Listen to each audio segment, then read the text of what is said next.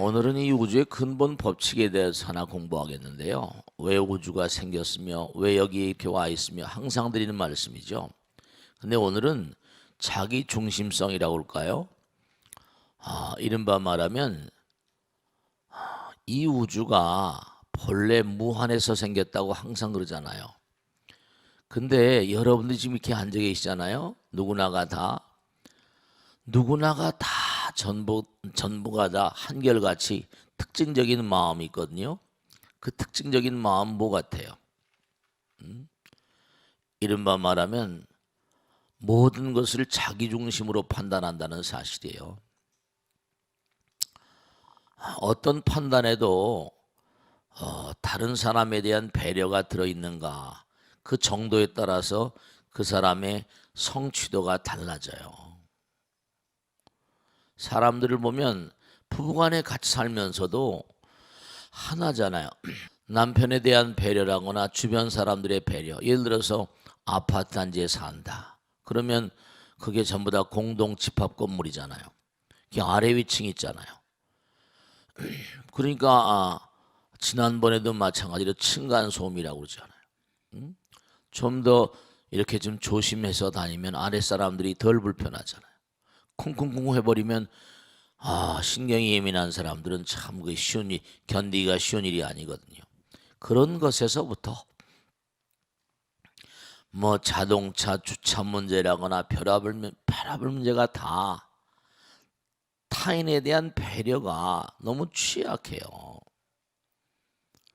그 스스로가 상대방을 배려하지 않으니까 어떤 문제가 오는 거 아니 스스로 고통스러운 거예요. 조금만 자기가 상대방을 배려하고 친절하고 겸손하고 또 그리고 포용하고 또 부부간에도 마찬가지예요. 남편이 짜증을 부리고 그러면 우리 남편이 오늘 회사에서 너무 어려운 일이 많았나 보다. 여보 일로 와. 내가 한마 해줄게. 뭔가 그런 따사로운 말 한마디가 남편의 마음을 얼마든지 풀어줄 수 있거든요. 근데 뭔가 아니 항상 드리는 말씀이죠. 네, 중요한 것은 뭐냐면 여러분들이 여러분 스스로의 얼굴을 못 봐요. 여기 자기 얼굴을 맨 얼굴을 볼 수 있는 사람이 있어요? 아무도 없어요. 도구가 필요해요. 무슨 도구가 필요하죠? 내 거울이 필요합니다. 도움이 필요해요. 근데 중요한 것은 뭐냐면 나는 내 얼굴을 보지 못하지만 상대방은 내 얼굴을 보거든요. 그럼 어떻게 되는 거 아니? 중요한 사실은요. 상대방이 내 마음의 거울이거든요. 나의 거울이거든요. 그러니까 상대방이 나에게 찡그리고 있다. 그럼 뭐죠? 내가 찡그리고 있는 걸 보고 찡그리는 거거든요. 그러니까 상대방을 딱 바라보면 얼굴을 찡그리고 있을 때 내가 얼굴을 찡그리고 있나 보지 이렇게 생각한 사람 한 사람도 없어요. 자식 나한테 인상 써? 자기가 인상 쓰는 걸 모르고요. 그러니까 당연하게 충돌이 있을 수밖에 없어요. 이 세상은요. 왜 이렇게 우리가 부처님 전에 모여서 부처님 말씀을 듣는가 하면 부처님 말씀은 하나된 경지, 깨달음의 경지에서 우러나오는 가르침이거든요. 그러니까 부처님 말씀을 들으면 내 마음의 어떤 그런 그 거울처럼 내 마음을 훤히 들여다보고 있는 것 같아요. 그러니까 우리가 부처님 말씀을 들으면서 그렇구나. 깨달음의 세계가 열리는 거예요. 중요로운 사실은요. 그러니까 우리가 인생을 살면서 이 자기중심성이라는 거 항상 꼭 생각하셔야 될 게 보세요. 언제 어떤 상황이라 하더라도 어떤 그런 입자화된다든지 덩어리가 되려면요. 꼭 뭐가 필요할까요? 꼭 뭐가 필요하죠? 이른바 중심, 핵이 필요해요. 하나가 둘을 모으는 거거든요. 그래서 그 중심, 핵에 위치한 그러한 핵에 위치할 수 있는 힘을 뭐라고 그런 거 아니? 구심력이라고 불러요. 구심력. 뭔가 그런 모든 만상을 결정짓는, 만상을 형성하는 중심적인 에너지는 바로 뭐냐면 나예요. 자기 중심력이라고요. 그러니까 덩어리져 있는 모든 것들은 전부 다 그 자기 중심력의 표현이라고 볼 수 있어요. 그러니까 얼굴들이 다 다르잖아요. 개체가 다 다르고 원소가 다르고 말이죠. 어떤 원소라 하더라도 중심에 핵이 있어요. 원자 핵도 있고요, 분자 핵도 있고요, 세포 핵도 있어요. 불교에서는 부처님께서 뭐라고 하셨는고 하니, 이른바 말하면 이 우주의 만상을 결정짓는 모든 만상을 결정짓는 핵의 핵력이라고 그러죠. 핵의 힘이 자기 중심적인 그 에너지가 아상이라는 거예요. 나라는 마음, 나라는 생각, 이기심이죠. 이기심. 미국의 스탠포드 대학에서 유명한 교수가 조사한 건데요. 스탠퍼드 유명한 교수님이 조사한 건데, 이렇게 부부라거나 친구를 놓고 말이죠. 어떻게 하는 거 아니? 그냥 이렇게 어떤 노래를 이제 이쪽에서 노래를 생각하면서 자기가 손가락으로 박자를 맞추면서 한 거예요. 그러면 상대방이 지금 히트치고 있는 노래니까 상대방이 얼마나 잘 알아맞히냐, 또 부부간에는 얼마나 잘 알아맞히냐, 그걸 조사해 봤다는 거예요. 그럼 자기는 바라면서 이렇게 한 거예요. 그러면 상대방이 그 노래 대체로 그래도 꽤 많이 알아맞히겠거니 했는데, 참 그 알아맞히는 퍼센테이지가 너무나 낮더라는 거예요. 그런데 뭐죠? 비교적 친근한 사이는 퍼센테이지가 점점 올라가더라는 거죠.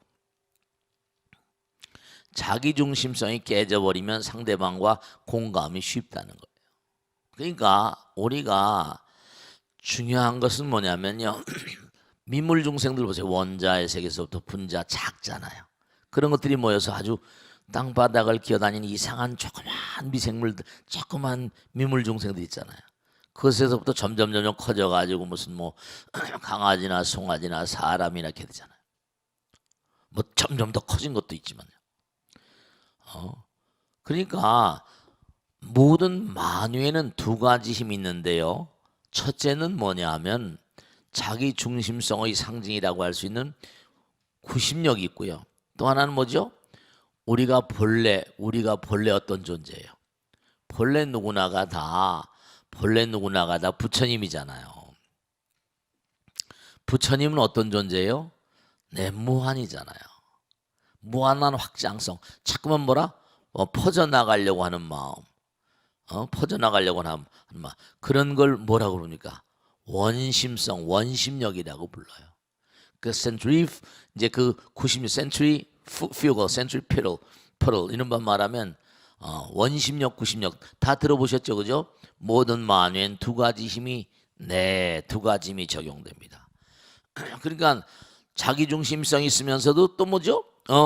확장되려는 마음이 있는데, 물질적인 차원으로 계속 확장되려고 하는 그런 마음이 있는가 하면, 이른바 말하면 물질적인 마음으로 자꾸만 확장되려고 하다 보면, 과욕을 부리다 보면 터져버리고 망해버립니다.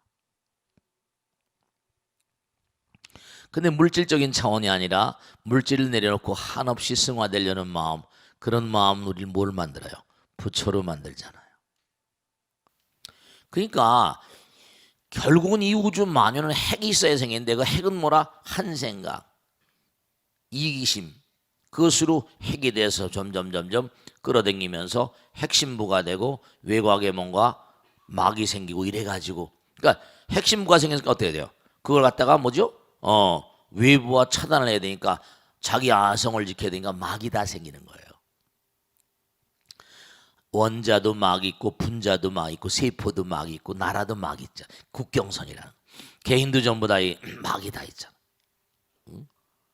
그러니까 결국은 뭐냐면 우리가 이 막을 깨뜨려야지 중요한 건요. 그러니까 우리 마음 가운데 고향 그리워하는 마음 있잖아요. 이건 고향 그리워하죠. 그러니까 우리가 사실은 뭐냐면 이렇게 부처님 전에 모여서 공부를 하고 부처님 말씀을 얘기 나누는 건 우리의 마음에 뭐라 영혼의 고향이 있거든요. 영혼의 고향.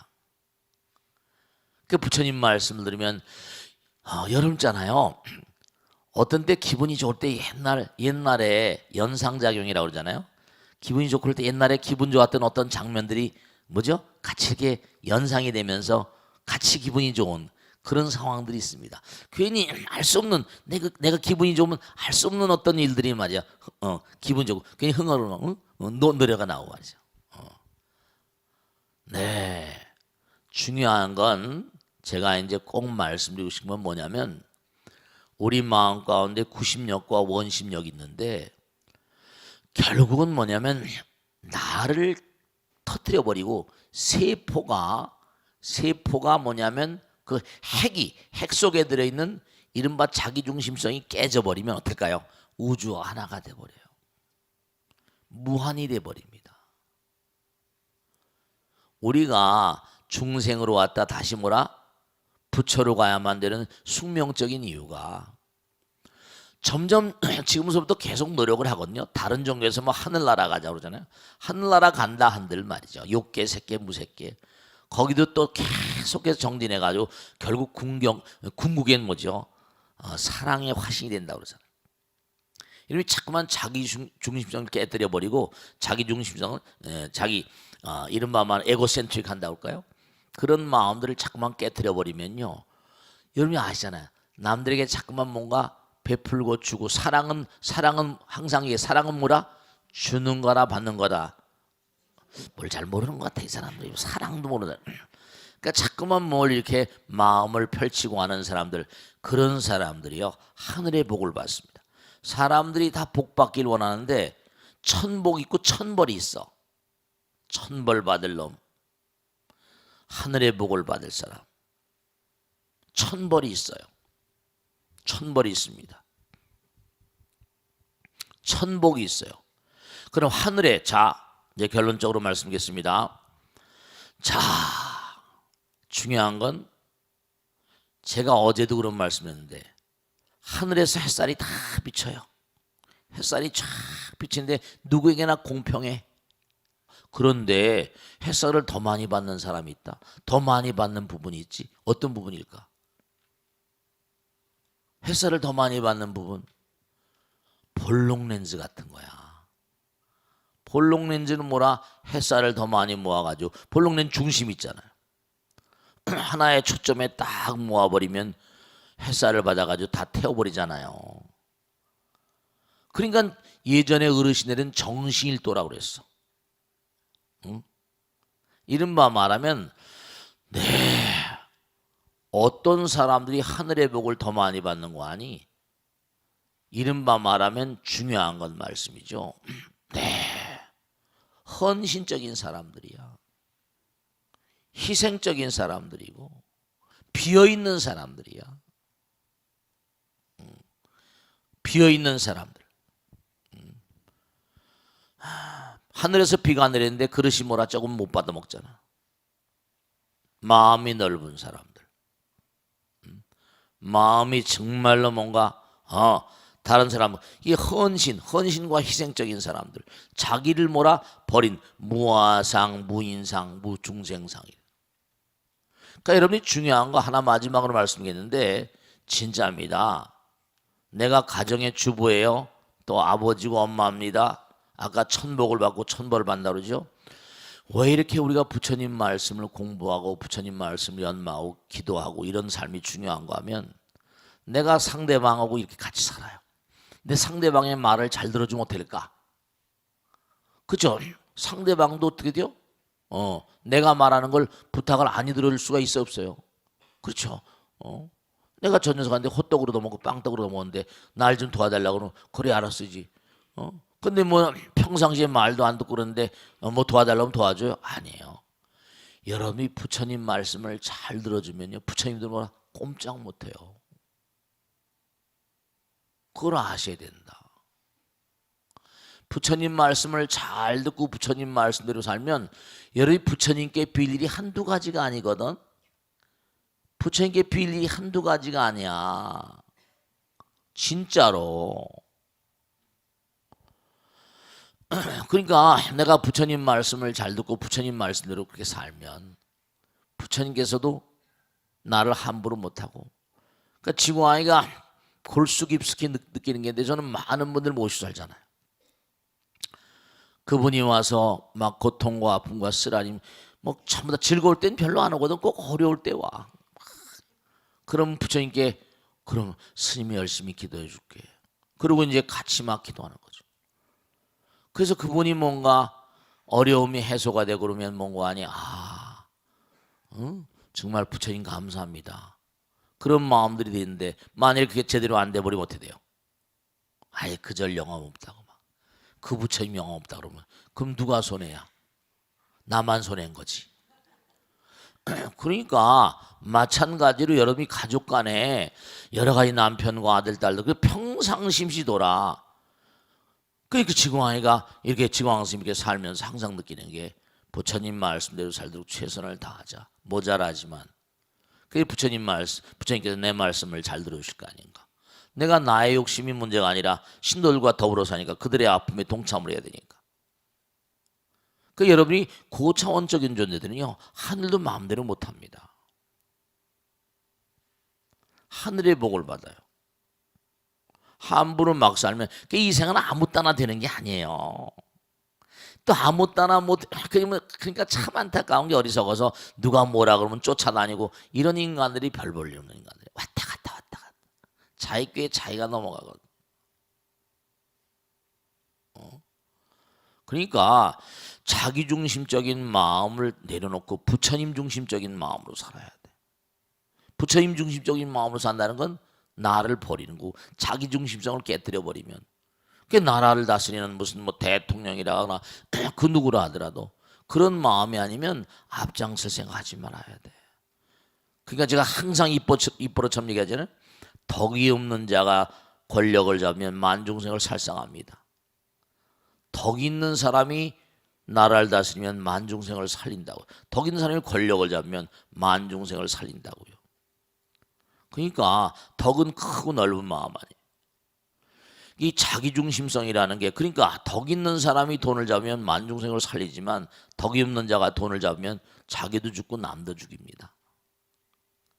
그러니까 이 자기중심성은 강화시키면 강화시킬수록 비극이고 자기중심성은 깨뜨리면 깨뜨릴수록 하늘의 복을 받습니다.